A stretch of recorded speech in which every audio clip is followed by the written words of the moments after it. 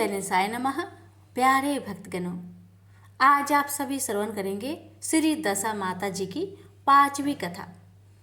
एक राजा की 2 रानियां थी।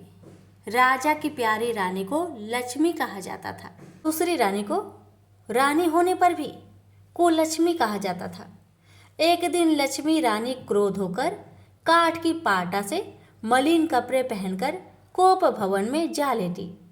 राजा ने लक्ष्मी से पूछा, तुम कोप भवन में क्यों पड़ी हो? तुम क्या चाहती हो? रानी बोली, कुलक्ष्मी को देश निकाला दिया जाए। कुलक्ष्मी रानी थी, इसलिए उसे देश निकाला देने से राजा की बदनामी होने का डर था।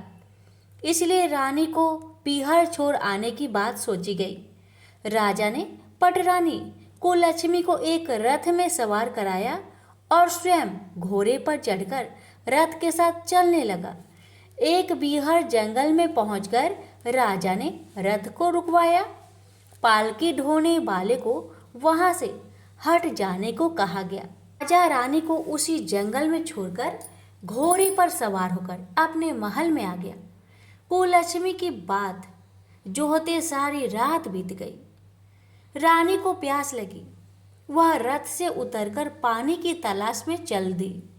रानी ने आसपास पानी खोजा, परंतु उसे कोई जलाशय नहीं दिखाई दिया। रानी ने एक सारस की जोड़ी को एक तरफ जाते देखा। रानी कुलक्ष्मी सारस के जोड़े के पीछे चल दी। चलते चलते वह एक नदी किनारे पहुंच गई। रानी ने शौच आदि से निवृत्त होकर उस नदी में स्नान किया और जल पीकर अपनी प्यास बुझाई। उस समय कुछ अन्य स्त्रियां भी स्नान कर रही थी। स्नान करने के बाद उन स्त्रियों ने दशा माता के गंडे लिए। उनके पास एक गंडा बच गया। उन्होंने रानी से गंडा लेने का अनुरोध किया। रानी गंडा लेकर अपने रथ में आकर बैठ गई। दशा माता ने रानी की परीक्षा लेने के लिए एक बुढ़िया का भेष धारण कर उसके रथ के पास आ गई। वह रानी से बोली, बेटी, यहाँ क्यों बैठी हो और क्या कर रही हो? रानी ने बुढ़िया से कहा, पहले तुम बताओ कि तुम कौन हो? बुढ़िया ने उत्तर दिया, मैं तो तुम्हारी मौसी हूँ। रानी उसको गले लगाकर रोने लगी। उसने अपनी विपदा भरी सब कहानी बुढ़िया माई को बता दी। अंत में रानी ने बुढ़िया से कहा, अब मुझे केवल तुम्हारा ही सहारा है, मेरा रक्षा करो। दशा माता की कृपा से उसी जगह माया का शहर बस गया। रानी के भाई भौज आदि सारा मायका आप ही वहाँ प्रकट हो गया। रानी ने अपने पीहर के साथ मिलकर 9 दिन तक दशा माता की कथा कहानियां सुनाई। 10वें दिन गंडे की पूजा होनी थी। उस दिन सवेरे उठकर दशा माता ने रानी से नदी में स्नान करने के लिए कहा कि वहां तुमको स्वर्ण कलश मिलेगा, तुम उसे ले लेना और जो डोली तुमको लेने आए उसमें बैठ जाना। किसी से मत पूछना कि यह डोली किसकी है। रानी नदी में स्नान करने गई। वह स्नान करके बाहर निकल आई तो उसे 2 स्वर्ण कलश नदी के किनारे रखे मिले। उन्हीं के पास रेशमी वस्त्र रखे थे। उन वस्त्रों को रानी ने पहन लिया। वह चलने को तैयार हुई तो उसे डोली आती दिखाई दी। वह डोली में बैठ गई और अपने घर पहुंच गई। पहुंचकर उसने माया के परिवार की सब महिलाओं सहित दशा माता के गंडे की पूजा की, सुहागिनों को भोजन कराया और उसके बाद उसने पारण किया। अब रानी अपने पीहर में आनंद पूर्वक सबके साथ मिलजुल कर रहने लगी। इधर कुछ समय बाद राजा को रानी कुलक्ष्मी का ध्यान आया। जिस दिन से मैं रानी को जंगल में छोड़कर आया था, तब से उसका कोई समाचार नहीं मिला। राजा ऐसा सोच ही रहे थे कि क्यों न चलकर देखा जाए कि कुलक्ष्मी का क्या हाल है। मंत्रियों ने राजा को समझाया कि अब रानी से मिलना आपके लिए ठीक नहीं होगा, परंतु राजा ने मंत्रियों की बात पर कोई ध्यान नहीं दिया। वह घोड़े पर सवार होकर उसी स्थान पर पहुंचा जहां पर रानी को छोड़ आया था। राजा को यह देखकर बड़ा आश्चर्य हुआ कि यहाँ तो सघन वन था, परंतु अब यहाँ रमणीक बस्ती बसी हुई है। राजा ने लोगों से पूछा, यह कौन सी नगरी है? लोगों ने उसे बताया कि यह कुलक्ष्मी का नगर है। अब तो राजा के आश्चर्य का ठिकाना ना रहा। वह बार बार सोच रहा था कि क्या यह नगर मेरी पटरानी कुललक्ष्मी द्वारा बसाया गया है। राजा ने कुललक्ष्मी के महल के पास जाकर सूचना भिजवाई कि उनसे अमुक देश का राजा मिलना चाहता है। रानी ने राजा को पहचान कर मिलने से मना कर दिया, परंतु मौसी ने उसे समझाया कि हिंदुओं में तो पति को परमेश्वर माना जाता है। तुम्हें यह उचित है कि तुम यथाशक्ति उसका आदर सत्कार करो। मौसी के कहने पर रानी कुललक्ष्मी ने राजा को महल में बुलवाया। दोपहर को राजा को भोजन पर बुलवाया गया। राजा के साथ नाई भी था। रानी राजा और नाई को भोजन कराने लगी। पहली बार रानी ने नाई को पत्तल पर भोजन परोसा तो नाई ने रानी के पैर पर एक छींटा लगाया। रानी इस भेद को नहीं समझ सकी कि नाई ने उसके पैर पर रायते का छींटा क्यों मारा। रानी दूसरी बार पोशाक बदलकर फिर आई। राजा मन में सोचने लगा, यहाँ तो बहुत सी रानियां हैं, मैं अपनी रानी को कैसे पहचानूं? नाई बड़ा चतुर था। वह बोला, रानी तो एक ही है, परंतु वह पोशाक बदल बदल कर हमारे सामने आ रही है।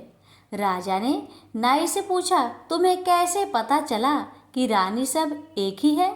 नाई बोला, मैंने उसके पैर पर रायते का छींटा मारा था। वह 3 बार कपड़े बदलकर हमारे सामने आई, परंतु वह छींटा उसके पैर पर 3 बार लगा था। अगले दिन रानी ने राजा को अपने महल में बुलवाया। राजा को अपनी मेज पर बैठाकर खाने के लिए पान का पीरा दिया। पान खाकर राजा पलंग पर लेट गया और रानी उनके पैर दबाने लगी।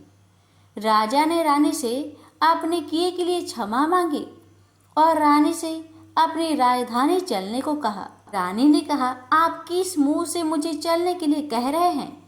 आप तो मुझे जंगल में अकेला छोड़ कर गए थे।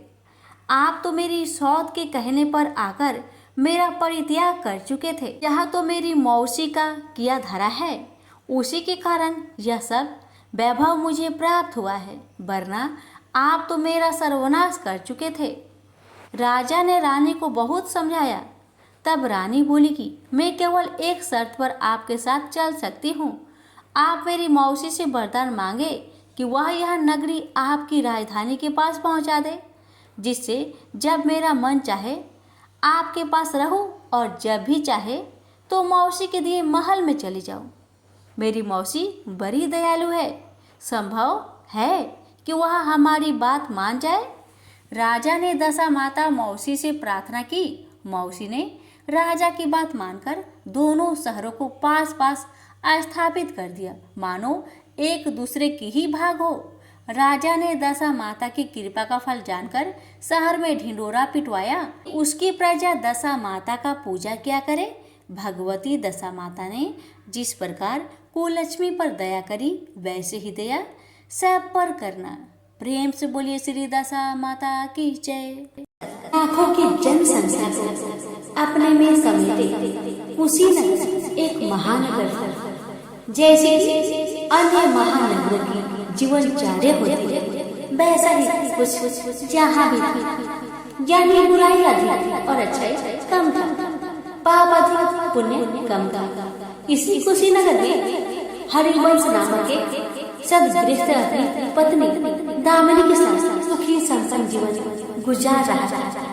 दोनों ही बड़े नेक संतोषी स्वभाव के थे। धार्मिक कार्य अनुष्ठानों में उनकी अपार श्रद्धा थी। दुनियादारी से उनका कोई विशेष लेना देना नहीं था। अपने में मग्न गृहस्थ की गाड़ी में खींचे चले जा रहे थे। इसीलिए ठीक ही कहा, संकट और अतिथि के आने के लिए कोई समय निर्धारित नहीं होता। कुछ ऐसा ही हुआ दामिनी के साथ। जब उसका पति हरिवंश जाने कैसे बूढ़े लोगों की संगत में फंस गया तो घर गृहस्थी से उसका मन उचट देर रात शराब पीकर घर आया और गाली गलौज कर मारपीट कर उसका नित्य का नियम सा बन गया था। जुए रट्टे रेस तथा वैसे गामन जैसे बुरे कर्म उस संगति की बदौलत उसके पल्ले पड़ गए। धन कमाने की तीव्र लालसा हरिवंश की बुद्धि हर और उसको अच्छे बुरे का भी ज्ञान न रहा। घर में जो कुछ भी था सब उसके दुर्शनों की भेंट चढ़ गया। जो लोग पहले उसका सम्मान करते थे अब उसे देखते ही रास्ता बदलने लगे। भुखमरी की हालत में भिखमंगों के समान उनकी स्थिति हो गई थी, लेकिन दामिनी बेहद संयमी और आस्थावान तथा संस्कारी स्त्री थी। ईश्वर पर उसे अटल विश्वास था। जानती थी कि यह सब कर्मों का फल है। दुख के बाद सुख तो एक दिन आना ही। इस आस्था को मन में लिए वह ईश्वर भक्ति में लीन रहती और प्रार्थना करती कि उसके दुख शीघ्र दूर हो जाए। समय का चक्र अपनी रफ्तार से चलता रहा। अचानक एक दिन दोपहर के समय द्वार पर हुई दस्तक की आवाज सुनकर दामिनी की तंद्रा भंग हुई। अतिथि सत्कार के भय मात्र से उसकी अंतरात्मा कांप उठी, क्योंकि घर में अन्न का एक दाना भी नहीं था तो अतिथि की सेवा में अर्पित किया जा सकता। फिर भी संस्कारों की ऐसी प्रवणता थी कि उसका मन अतिथि सत्कार को उद्धत हो उठा। उसने उठकर द्वार खोला, देखा सामने एक दिव्य पुरुष खड़ा था। बड़े बड़े वाले श्वेत केश, चेहरे को ढके हुए लहराता डाढ़, गेरुए वस्त्र का अवतरण पहने उनके चेहरे से तेज टपक पड़ रहा था। आंखों मानो अमृत वर्षा कर रही थी। उस दिव्य पुरुष को देखकर दामिनी को अपार शांति का अनुभव हुआ और वह उसे देखते समझ गई कि आगत वास्तव में कोई पहुंचा हुआ सिद्ध महात्मा है। उनके मन में अतिथि के प्रति गहरी श्रद्धा के भाव उमड़ पड़े और वह उसे सम्मान से घर के भीतर ले आई। दामिनी ने जब उसे फटे हुए आसन पर बैठाया तो वह मारे लज्जा की जमीन पे गर से गई। उधर वह पुरुष दामिनी की ओर एकटक निहारे जा रहे थे। घर में जो कुछ बचा खुचा था दामिनी ने अतिथि सेवा में अर्पित कर दिया, पर उसने इस पर कोई ध्यान नहीं दिया। वह तो बस दामिनी को यूं ही निहारे जा रहे थे, मानो उसे कुछ याद दिलाने की चेष्टा कर रहे थे। जब काफी देर तक दामिनी कुछ न बोली, उन्होंने कहा, बेटी मुझे पहचाना नहीं क्या?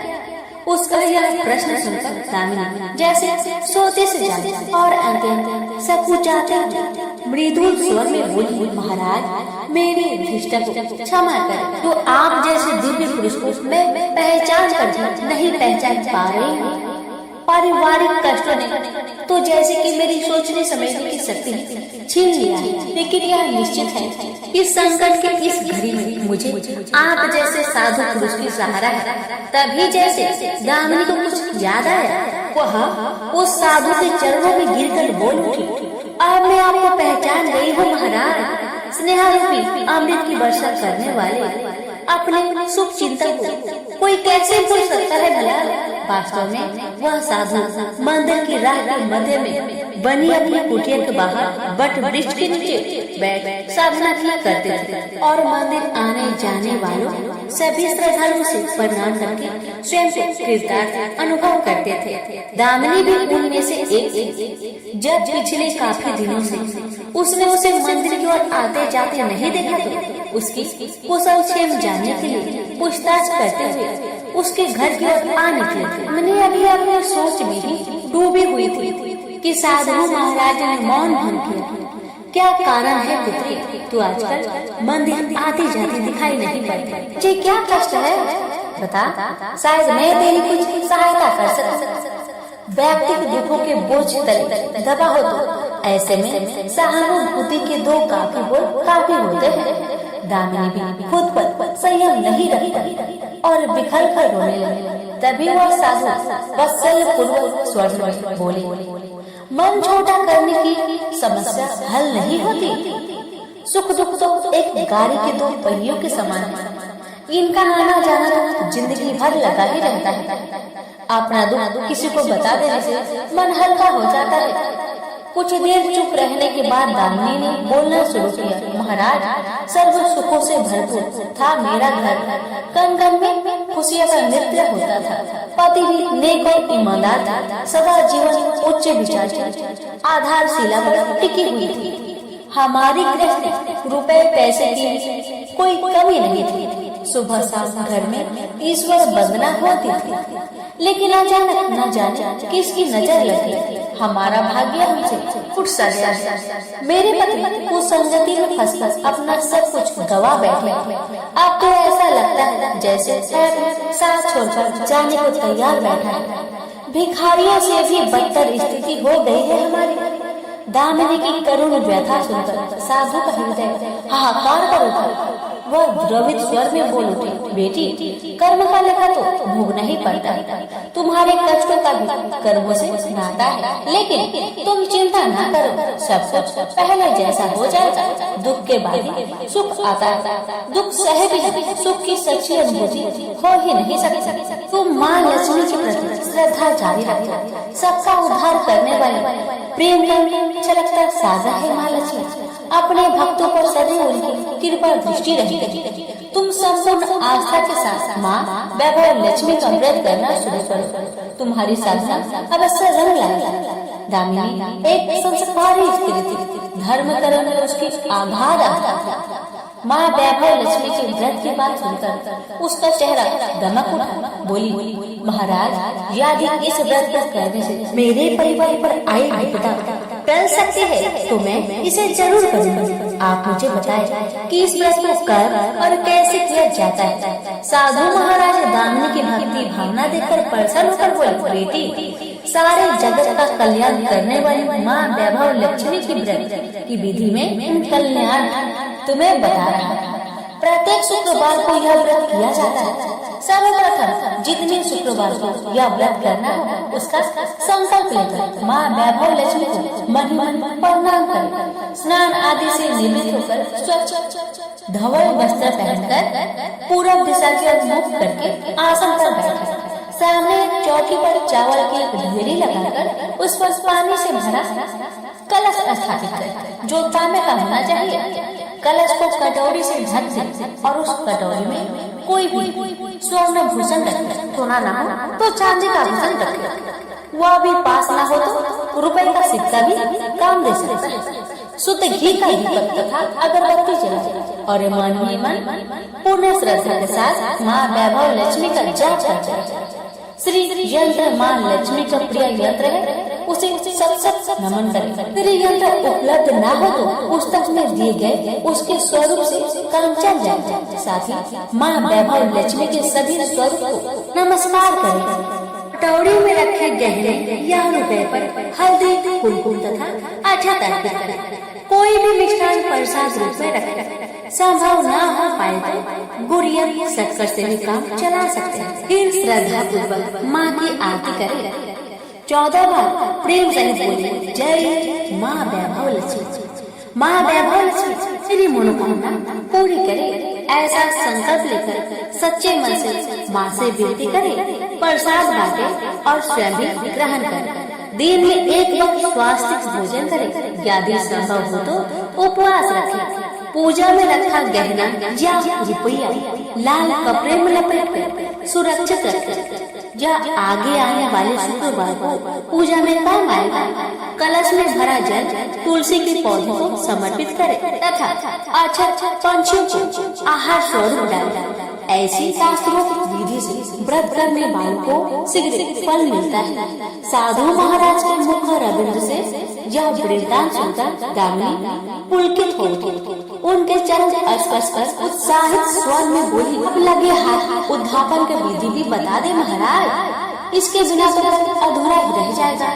अवश्य बेटी कहकर साधु महाराज उद्धापन की विधि बता देंगे। चाहे जितने भी शुक्रवार प्राय 11 या 21 करने का संकल्प लिया हो, लेकिन मन में माँ वैभव लक्ष्मी के प्रति श्रद्धा तथा आस्था बराबर बनी रहनी चाहिए। जिस दिन अंतिम शुक्रवार का व्रत हो उस दिन शास्त्रोक्त विधि से उद्यापन किया जाता है।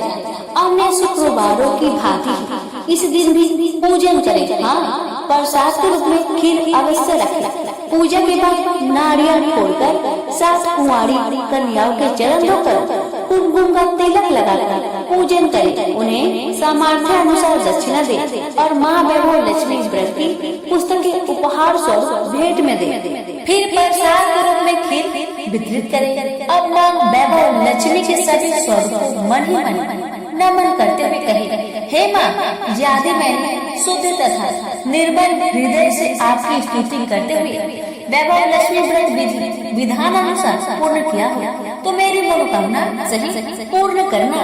संतानहीनों को संतान देने वाली, दुखियों का दुख हरने वाली, अखंड सौभाग्य का वरदान देने वाली, कुंवारी कन्याओं को मन चाहा वर दिलाने वाली माँ वैभव लक्ष्मी, आपकी महिमा अपरंपार। अपने हर भक्त की विपत्तियां हरकर उन्हें सुख समृद्धि प्रदान करना। साधु महाराज से वैभव लक्ष्मी व्रत का शास्त्रोक्त ज्ञान प्राप्त करके दामिनी भाव विभोर हुई। उसे अपने भीतर एक अनोखे तथा असली आत्मबल का संचार होता महसूस हुआ। उसने भी माँ वैभव लक्ष्मी के 21 व्रत आदि प्रवार से शुरू करने का संकल्प लेकर साधु महाराज को आदर से विदा किया और मन ही मन माँ वैभव लक्ष्मी का स्तुति गान करने लगे। 2 दिन बाद ही शुक्रवार आ गया। उससे पहली रात दुखों की मारी दामिनी ठीक से सो भी नहीं सकी। माँ वैभव लक्ष्मी की व्रत करने से उसकी समस्याओं का अंत हो जाएगा, यह सोचकर वह मुख अंधेरे उठ बैठे। स्नान आदि कर स्वच्छ वस्त्र धारण किए आसन पर पूर्व दिशा की ओर मुख करके दामिनी ने अपने सम्मुख रखी चौकी पर चावल की छोटी सी ढेरी बनाकर उस पर तांबे का कलश रखा।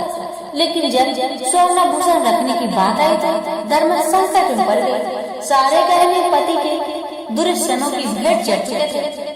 विवाहित स्त्री थी तो मंगलसूत्र भी उतार कर नहीं रख सकती थी और कोई गहना था ही नहीं। तभी उसे उस नन्ही पायल का स्मरण आया जो उसने अपने आने वाली संतान के लिए बनवा कर रखे थे और अपने पति की निगाहों से भी बचा कर रखे थे।